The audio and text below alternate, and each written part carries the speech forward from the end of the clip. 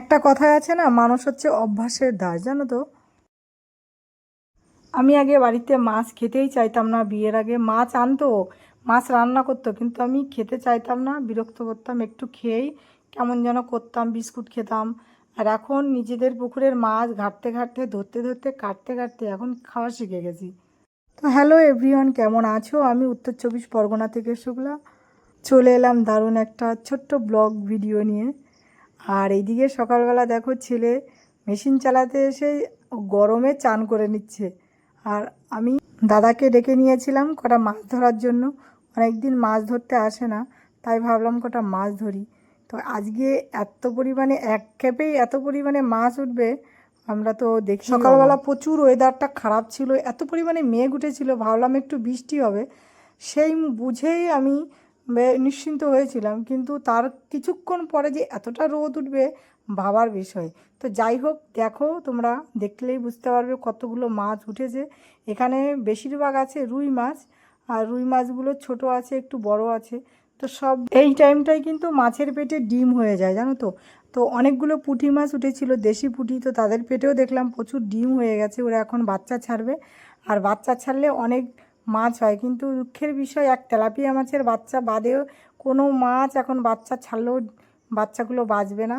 তো কিছু করার নেই, যাই হোক কিছু মাছ বড় বড় দেখে রেখে দেবো, আর কিছু ছেড়ে দেবো।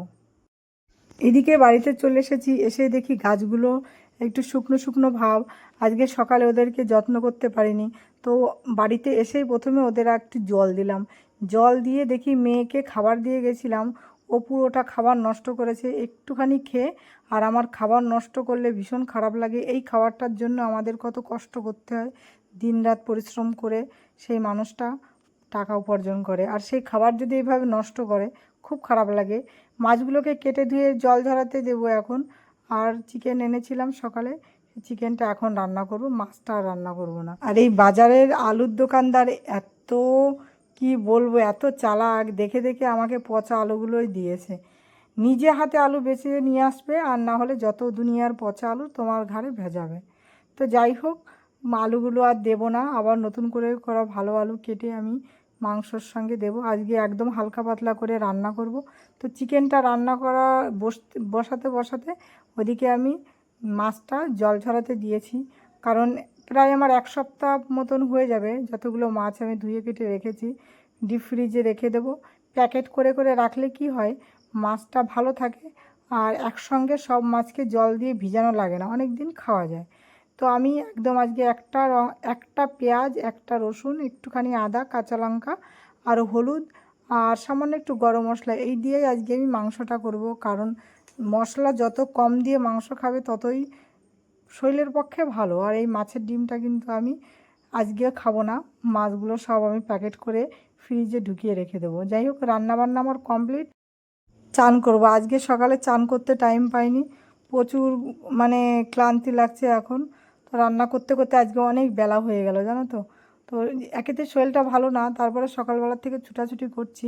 আর রান্নাঘরে একবারে ধুয়ে মুছে পরিষ্কার করে তবে আমি ঘর থেকে বেরোবো, কারণ আর ইচ্ছা হবে না যে আবার আসি। আর এঁটো কাটা ছড়ানো থাকলে ভীষণ খারাপ লাগে। চান দান করে ছেলে মেয়েকে নিয়ে বসে পড়লাম খাওয়ার টেবিলে। তো আজকে একদম কষা কষা লাল লাল করে একটুখানি চিকেন করেছি, আর মাছ তো করিনি, মাছ খাবো না। আর এটা দিয়ে আজকে খেয়ে নেবো, তার সঙ্গে আছে লেবু আর আমার প্রিয় স্যালাড। যাই হোক, কেমন লাগলো ভিডিওটা অবশ্যই কমেন্টে জানিও, ভালো লাগলে পাশে থেকো।